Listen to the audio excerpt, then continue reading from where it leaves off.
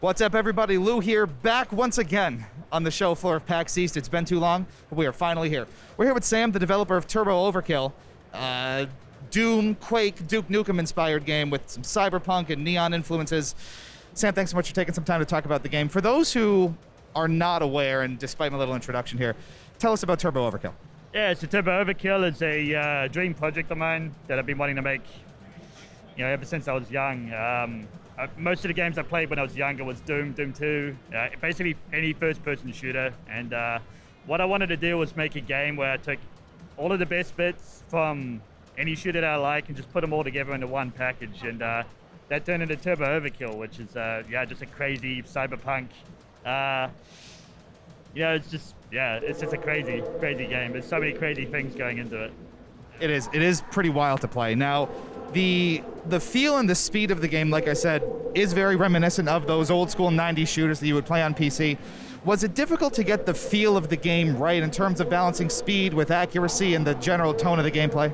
Yeah, it's mostly most of the way I've been doing it is trial and error. So, anything that I think feels good, like I try and keep it in there. But it's just been, it's really hard balance because you have to have all principles aligned. So you have to have levels accommodate for fast movement. You have to have enemies that can react fast enough to how fast you're moving. And it's just been basically starting from the bottom and iterating over the past 3 or so years to get to the point that it's at now.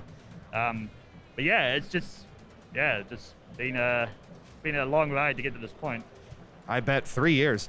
A very cyberpunk neon aesthetic to the game, looks gorgeous in motion, really, really striking visuals. Can you talk a little bit about the inspiration behind that visual style specifically and how you sort of brought it to life over the 3+ years of working on it? Yeah, so when I started the project, I had no idea what it was going to be. I tried multiple concepts like, I'll do something set in hell, lots of fire and brimstone. But eventually I settled on cyberpunk because I like the idea of, body modifications. Having a chainsaw leg, for example, I was like, okay, this is a neat mechanic, but how do I tie that in a way that makes sense? And with Cyberpunk, I could kind of get away with, it's like, if something doesn't make sense, it's like, okay, it's just Cyberpunk. And with that, some of my favorite movies are Blade Runner and Dread, and I kind of wanted to pull inspirations from all of those together. But yeah, I'm quite a big movie buff as well. I was doing a lot of film stuff before I jumped into video games. But yeah, just Blade Runner was one of the main inspirations behind the movie. And I think that definitely shows when you see the game in action. It's great. So you did mention a pretty lengthy development cycle, 3+ years, and that's a lot of time to spend with a game sort of ironing out flaws and figuring out challenges. As you developed the project, does any part of development or any one piece of the game stick out as a particular challenge for you to have overcome and you spent a lot of time trying to get right?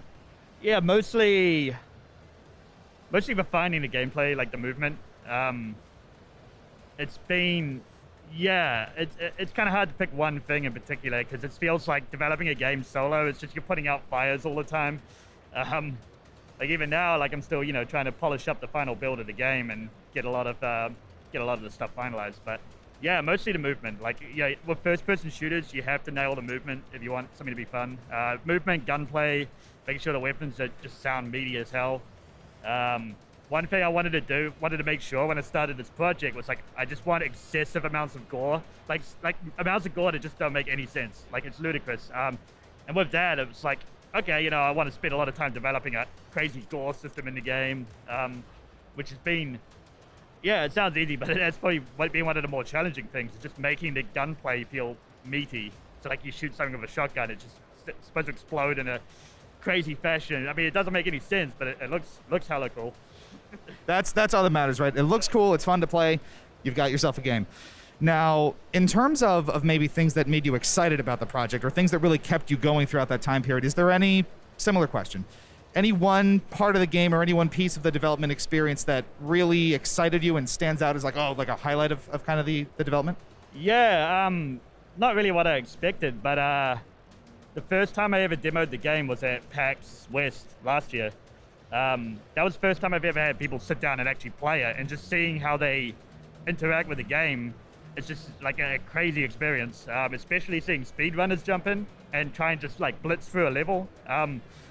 That's probably been what I've gotten the most enjoyment out of is just watching other people play and seeing how they break the game or how they interact with certain elements of the game, which kind of made me feel going ahead. I want to make sure that it's like, okay, the game has a set path of where you could go, but I want to leave it open to if you find a way to do something in the game, like that's perfectly valid. Yeah, so definitely just seeing people play the game and how they interact with it has just been. And after having worked on something like this for so long, it's got to feel so good to get it out into people's hands and get their reactions and watch them have fun in real time. Oh yeah. There's got to be nothing like it. Last question for you then.